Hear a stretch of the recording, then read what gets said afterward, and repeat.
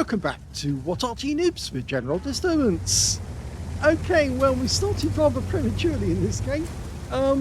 This is an AE Phase 1. It's a Tier 9 American premium heavy tank. It's located on the north spawn of mines. This one is under command of pitro123. Now, he's got a 120mm main gun capable of doing 400 alpha, penetrating through 258mm of armor with standard ammo. Okay, enemy in sight. Now, what's unusual about this tank is it's got 4 sets of tracks.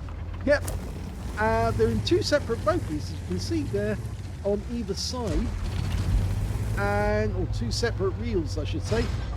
And he's making his way up. Oh, he's blocked a shot from the Centurion, fires one back, and he gets a pen for 431. So he's got a high roll straight off the mark. It looks like the enemy tanks actually got persuaded not to get near our cap area by our Arty, which is a T92 HMC. We saw him at the start of the game. His first shot must have actually stunned the enemy. Now, this was the tank made by Associated Engineers Inc.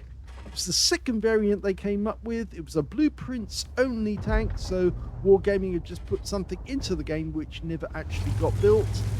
But it does actually feature a large repair kit as standard. It's one of the reward tanks you can get for the tokens, which means actually it's quite an interesting tank to get in terms of the fact that obviously it's got a heavy duty repair kit, and of course it's a heavy duty tank with 4 sets of tracks. Now, he's going to have a go at that Jaeger, gets 1 round in. The Jaeger's turning to face us, I think.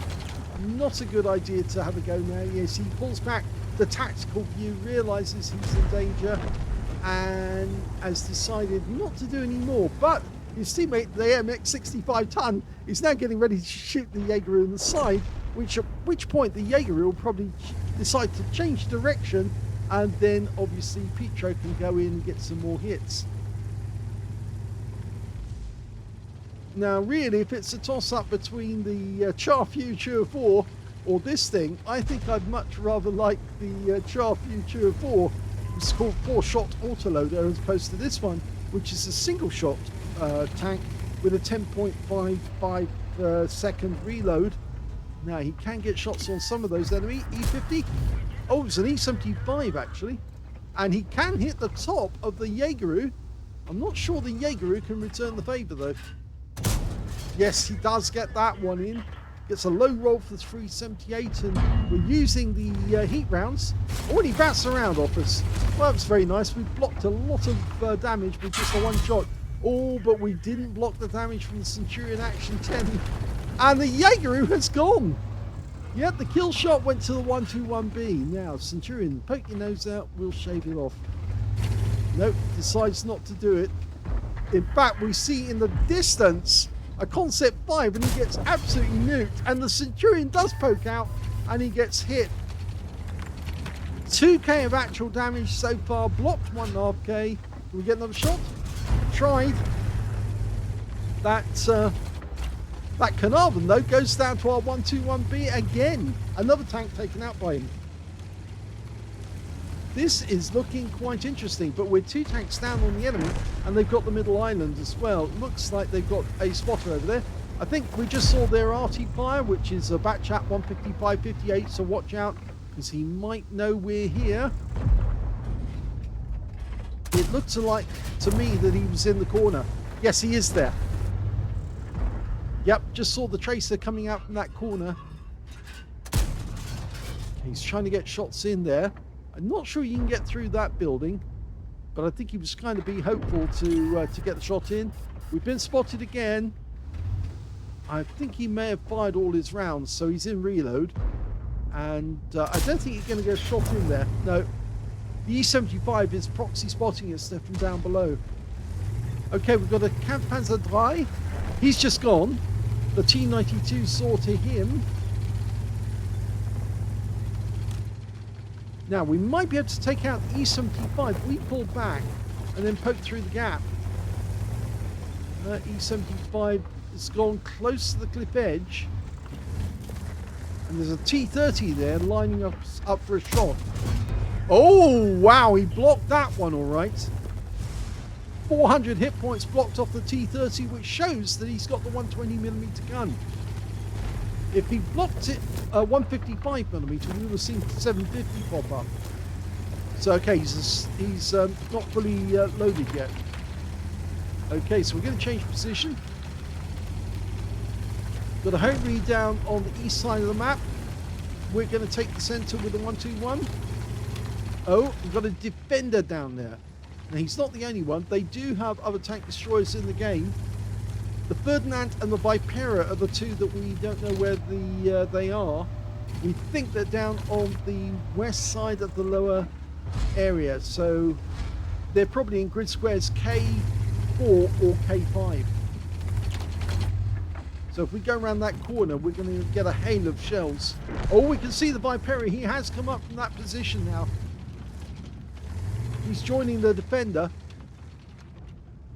That may be a very dumb move, because yes, the T92 just fired a round in, stunned him, got some hit points. 121's lining up a shot, see if he can side scrape. That might not be a good idea. Yeah, he's decided against it. There comes Vipera. Got the side. Yep, got it in.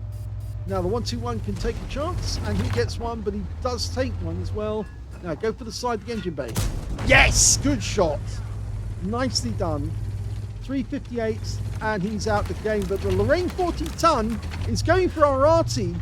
I'm not sure if the Shrek can get him. The Shrek has taken damage. In fact, the Shrek has gone down. And now we've got the T92 in grave danger. In fact, he's over in the corner. The only thing we can do is aim for the corner and hope the Lorraine 40 ton moves into view and we can get a pop shot on him. There he is. Go for it. Yes! Good shot. Makes him a one shot, and the T92 can defend himself by just going around the corner and, well, not even going around the corner, just defend himself by sitting there and blasting whoever comes around the corner. Oh, the T92 is taking Arty fire. Come on, we really need to get that Lorraine. He could be a real pain behind us. No, he's decided to abandon the T92. I guess he thinks the T92 can defend himself. Not a smart move, because the Lorraine has a four-shot autoloader. And if the T92 mucks it up, then he's going to be out the game with just 2 shots. Okay, all we've got left in our team is the Ho-Ri 2. The 121 did get wiped out. The Ho-Ri is not missing any guts, because he is actually still repositioning, but you can see the standard B's now trying to make his way to help the 40 ton. Get him in the engine bay for 430. Pull back rapidly. I'm still watching what's going on in the corner. That T92's holding the Lorraine at bay, but he is taking shots from the enemy Arty in the process. And now we're waiting for that standard B to come into sight. Everything stopped briefly for a moment. T92 just repositioning himself. Takes another Arty round, I'm afraid.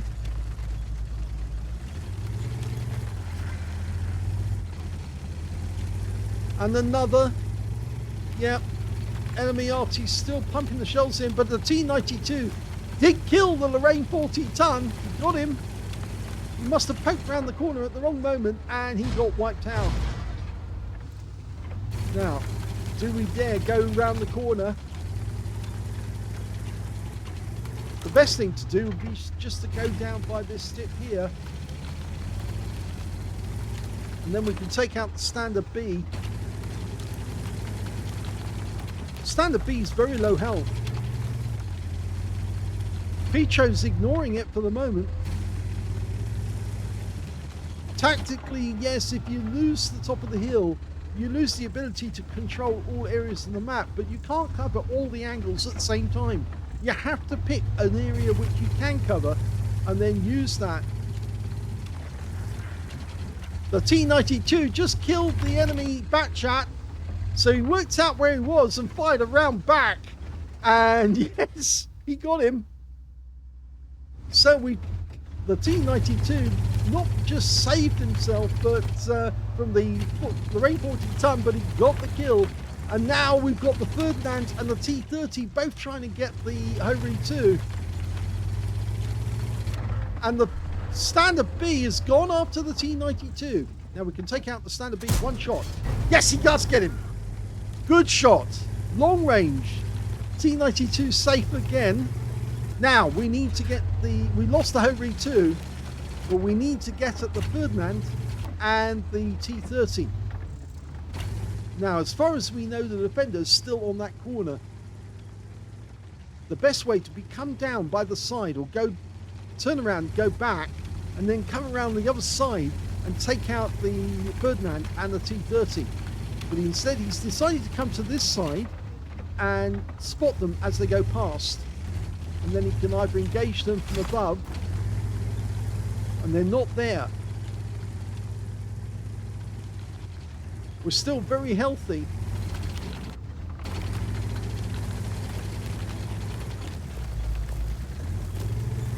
Okay, one of the enemy must have come up to the castle gates already. Surely. T92 should change position now. He should move from where he is. Preferably he should go south onto the middle island, because I don't think the enemy's going to be on that side. We know they're on the east side of the map. And there's the Ferdinand. He's coming up. They're coming up one at a time. Now the T92 can help us, and he does. Now just poke out and put a round in. We get one round into the T30. This is where the reload really comes into its own if we can get this right. Okay, go for the track. Yes, he gets it. Takes a round in for 374. The Ferdinand is blocking the T30, who has to come around the corner. He does get one hit, but we go low round. And yes, lower plate is down. We use the wreck for cover. Side scrape off it. Now the T30 is facing us and pump one in. Okay, he's still got some health left. It's difficult to see, but can we get a kill? No, didn't get it with that one, but next one. And the T92 saves us. So we saved him and he saved us. So now there is only one enemy tank left, the defender. T92 must be very grateful about that, because now it means that he's safe. And all we've got to do is get rid of that defender who's just below us. We can see where he is now. So we can come down off the side and outflank him, or we need to just get the T92 in a position where he can actually help. No, he's decided he's going to do it on his own. Got 2 minutes to do it. And he's AFK. The defender is an AFK. And the T92 is launching rounds into him. Back of the turret. Yeah, he must have been AFK for some time, I think. And the next shot will win the game. We platooned with the T92. It would be nice, actually, if we left the kill to the T92.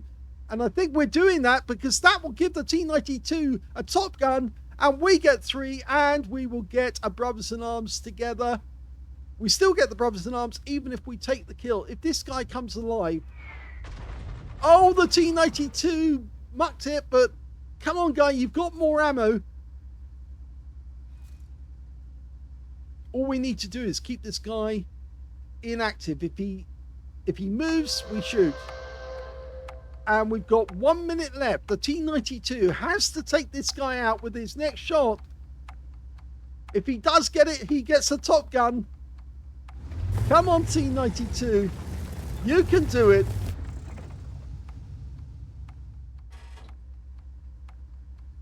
And basically, Petro said, if you don't kill him, I'll kill him. So we get the win in time. Oh, he didn't get it. And that's it. They won the game. He has to take the kill before the time's up. And the T92 can't reload in time.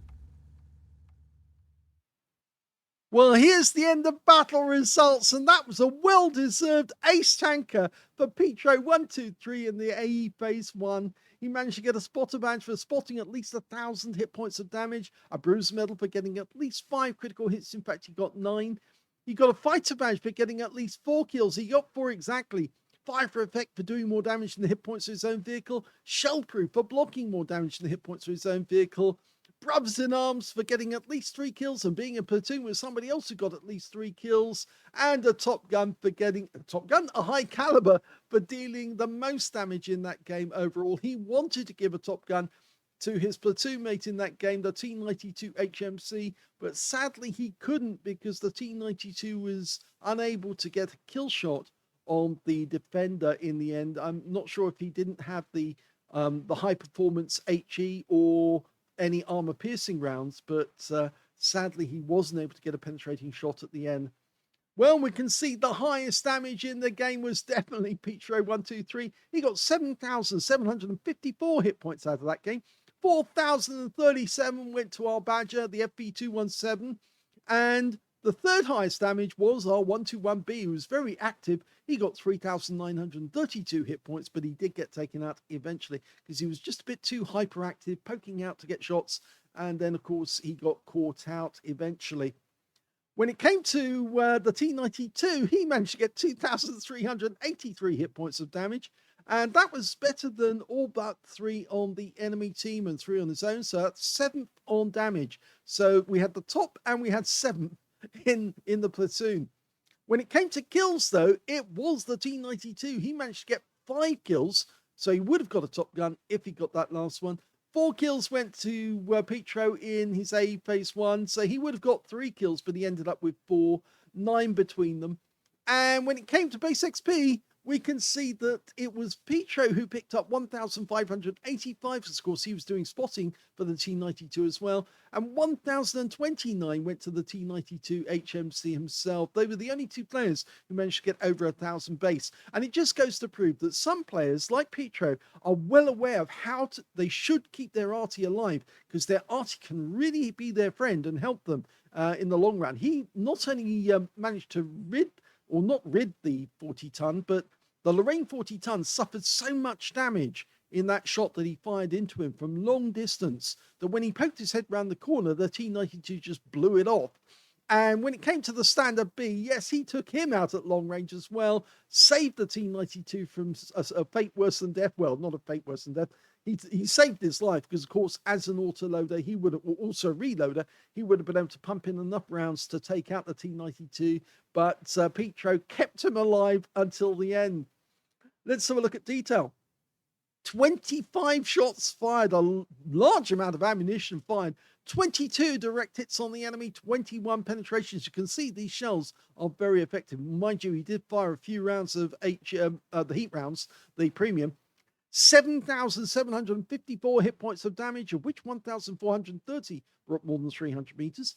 He did receive 7 hits from the enemy, 2 penetrated, 5 non-penetrations. A lot of those shells bounced off the turret, actually. In fact, one of them was the Jaeger, who bounced around a 17-centimeter round right off the roof of an A phase 1. 2,730 hit points of damage blocked by armor. 9 enemy vehicles were damaged, 4 were killed, 1,023 hit points of spotting assist. Now, on a premium count, he actually made a loss from that game, 11,244 credits, mostly down to the consumables, but you can see, look at that, huge amount of ammunition resupplies. Well, that's heat rounds for you. I'd say mostly down to the consumables. No, actually, I'd say it's mostly down to the ammunition. He did fire a lot. And 2,497 experience points as well. What a great game that was. Partnership between a heavy tank and an Arty. It sometimes works very, very nicely. At that particular moment when they both came up the hill, the Ferdinand and the T30, it was working really well because all he had to do was wait for the T92 to splat them and then poke out, get a shot, pull back, wait for them to get round the corner. Then they got splatted again, and then he could poke as many rounds in as he liked. But it worked very, very well indeed. So congratulations to both players on getting a Brothers in Arms, and well done to Pitro for getting an ace tanker. If you enjoyed that replay, please give this video a like. Do subscribe to our channel. Leave a little comment down below because it feeds the algorithm. And thank you for watching.